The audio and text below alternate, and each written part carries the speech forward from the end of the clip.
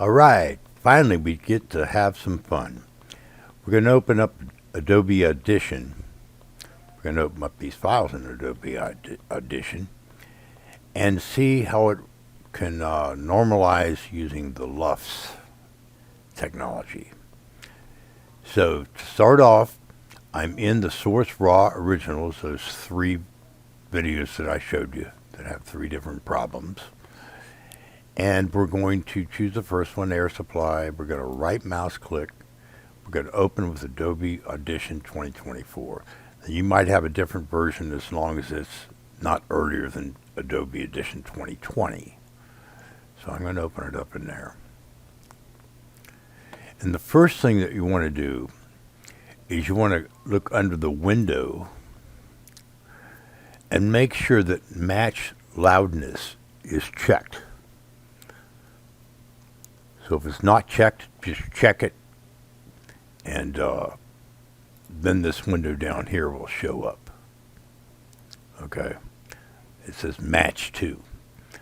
All right, so we have our first file in there, and the whole idea behind this is to pull in all the files at once that you're going to have in your CD. I haven't tested any more than a few. I don't know if it'll hold 120 files, but I can only assume it will. But we just opened up the first one. Now we're going to grab the other 2, which are the Beyonce and Bruno Mars. I'm just going to highlight both of them and drag them over here. Now we've got all 3 files that we're going to deal with. Now on the right side here, that's air supply. If I double click Beyonce, that's Beyonce, and Bruno Mars, you can see it's all saturated. Okay, so I'm just going to highlight all 3 of those. I use Shift select. You select the first one, then you hold down on Shift and you select the last one. Then drag and drop them right into this area. Okay, this is the match loudness settings. Okay, down below that, there's a match to. You want to make sure that ITU or that this one here is selected, none of the others, because the other ones don't know anything about the LUFS. All right. So underneath here, you can see target loudness. I have it set to -16. You can change that to whatever you want to. But I would set it to -16 if it isn't there already. Now the tolerance, it defaults, I believe, to 0.5, and I was testing different ranges. There doesn't seem to be any difference between 0.5 and 0.1, but if you set it to 1.5, it's going to make the LUFS value less accurate. This is the tolerance of the -16 plus or minus a tolerance of whatever this is. Okay. Now the maximum true peak. If you look over on the right here, from top to bottom of this area would be like 0 dBTP. If that was set to 0, it would utilize the entire space. I'm telling it to back off 4 decibels. So I set it to -4.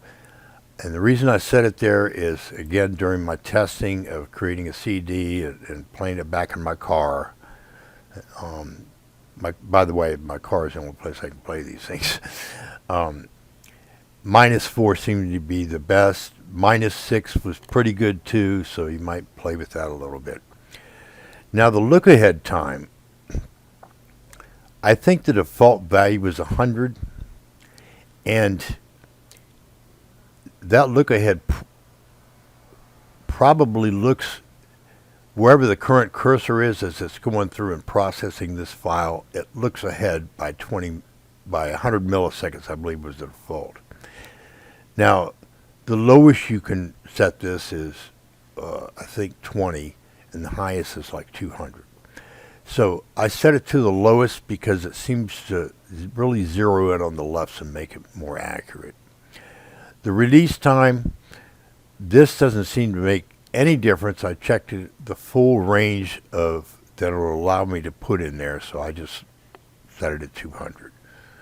I'm not really sure what it's supposed to do, but the other ones are kind of obvious, but the release time, I don't know what that is, to be honest with you. Okay.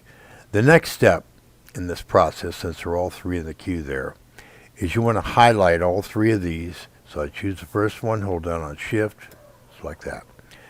Then make sure Export is checked on, and then you click Export Settings. Now in here, let's check all these check boxes. The only two check boxes that should be on are Override Existing Files and Include Markers and Other Metadata. Now a note about this metadata: if your existing MP3s have the title, the artist, the contributor, and the genre, and the album artist, and the artist itself, all of that data is going to be blasted. The only thing that's going to retain is the title and the artist fields.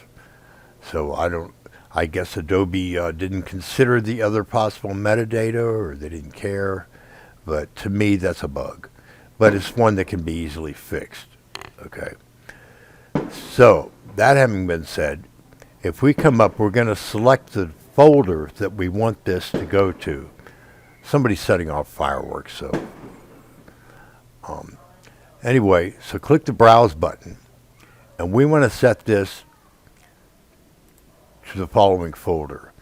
Go to your C drive, go into your Adobe, go into Methods. We're dealing with the Adobe Audition FFmpeg method, so click on that. And right here, Adobe Audition Output Wave LUFS. Select that, and then hit Select. Okay. Now, as far as your output, you want it to be Wave PCM. The reason you want it to be that, as opposed to an MP3, which is right above it, I tested the MP3 output, and apparently, it's another bug in Adobe Audition. It doesn't apply the LUFS settings to the outputted MP3.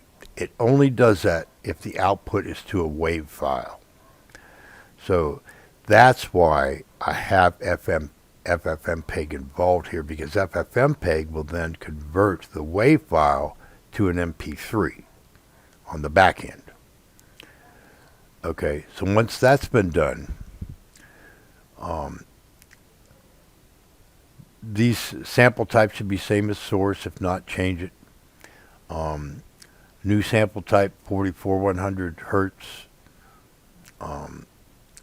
and the format settings are 32-bit floating point, wave uncompressed. Okay, once that's all done, you press OK. Then you click on Run. And it goes through very quickly. It converts them to a wave. And you'll notice up here, but these used to be say MP3, now they say wave. Okay? And I'm going to come back to that in a few minutes. Just keep that in mind, because Adobe Audition can also export these WAV files internally to an MP3. But when it does so, it screws it up. Screws up your LUFS. So that's why FFmpeg is used to convert those waves to MP3, because it does not screw up the LUFS. The LUFS are intact in the wave, but when you convert them to an MP3 with Adobe Audition, it screws them up. Okay, now we're going to go back to find out where those WAV files are. And as you recall, we went into Methods, Adobe Audition Methods, and LUFS here. Now, there's all three files are there, and they have an accompanying PKF file. Now, the PKF files we're not going to use. Adobe Audition uses them internally to keep track of, I guess, the LUFS settings. I'm not really sure. They're binary files, so I can't tell what's in them. And as far as I know, it's undocumented. But we don't care about it. All we care about is these three WAV files. 1, 2, 3. Okay? So let's first of all take a look at them in Audacity. Right mouse click, open with Audacity. That one looks pretty clean. The air supply. So let's open up the next one. That one looks pretty clean. Now the Bruno Mars one is the one that was really saturated, remember? You can see the tops are still clipped, but the height of it's pretty much consistent with the other two. So now the real teller is we want to run our Uline loudness meter too. I put it on the system tray so I don't have to keep going back to the desktop. Okay, now let's take a look at the results of these wave files. Analyze the file.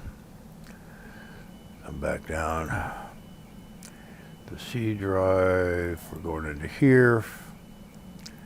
Methods, Adobe, LUFS. We're going to look at the air supply one. Minus 16.1. That's pretty freaking close to minus 16. Okay. Oh, God, I didn't want to close that. Let's look at the next one. I'm sorry, I closed that and I shouldn't have. Methods. LUFS. Now let's look at Beyonce. 16.0. Now let's look at Bruno Mars. 16.0. You really can't ask for any better than that. Remember the -4 that I put down? The Bruno Mars, it set it to -5.8. Let's go back and look at the other ones.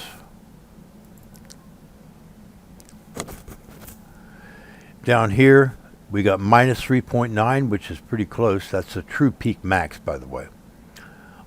That's pretty close to 4. And the last one was Beyonce. Beyonce is 3.9 as well. So it appears that if something is like the Bruno Mars one is very saturated, it might be a little off. But I'll tell you, it does a doggone good job of when you listen to these on the CD, man, you don't have to touch your volume control at all. It's just real smooth right through it. Okay, that's that. I'm going to minimize that. Now, the next step is we have to get these converted to MP3s.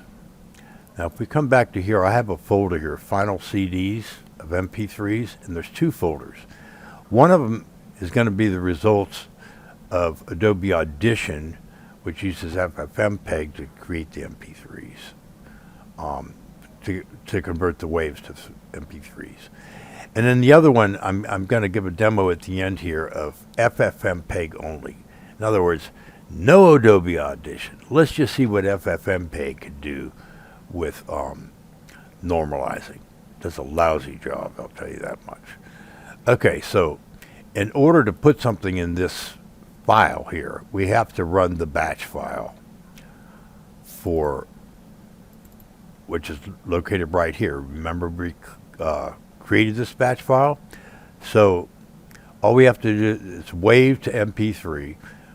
All we have to do is double click it, and it's going to run FFmpeg. Okay, the conversion is done. So now we can go back to our final CD outputs right here, and we have our 3 files that are now MP3s again. And if we run our Uline on them, analyze these files, we go back up to final CDs here. Here's our air supply.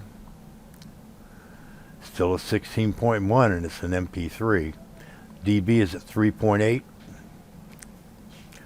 Okay, the next one is Beyonce. She's still at 16 with a 3.9. And the last one is Bruno Mars, who's a 16 at a 5.8. So that came out pretty good because all 3, I believe, were at 16. No, One of them, the air supply, was at 16.1. So that is excellent, excellent, excellent. And if we load these into Audacity, that one looks really good. I would play them, but I don't want to blast the sound through the... that one looks really good. And the Bruno Mars is still going to have some clipping to it. There we go. So that's the results of Adobe Audition. Well, I may as well do the demonstration on FFmpeg by itself. And it's a very simple one. Let me close Audition. It reads these 3 original files in the source raw original MP3s directory. And it writes its output to this folder, which is the sloppy folder, I call it. Anyway, to get to that, we go into Methods, FFmpeg only method, and we run this batch file, FFmpeg normalize all. Now, FFmpeg does not know anything about LUFS, as far as I can tell. And I'm running the latest version, 7.0.1. So let's see what we got on our outputs there. Now, we got our 3 MP3 files. And most people think FFmpeg is going to normalize it good for making a CD, and this is the method that they're using, but it still creates a garbage CD, in my opinion. So let's come back to our little meter here, and let's analyze these files. Okay, final sloppy. Here we go with this one. It's 13.9. I told FFmpeg 16 with a -4, just like I did with Adobe. It got the -4 pretty close, but this one's way off, 13.9. Here, let's look at the next one.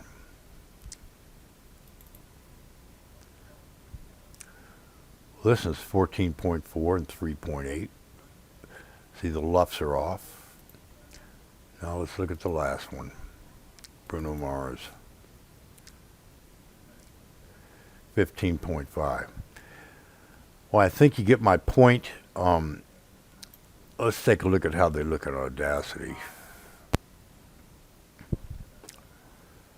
It looks a little bit higher than the other ones, but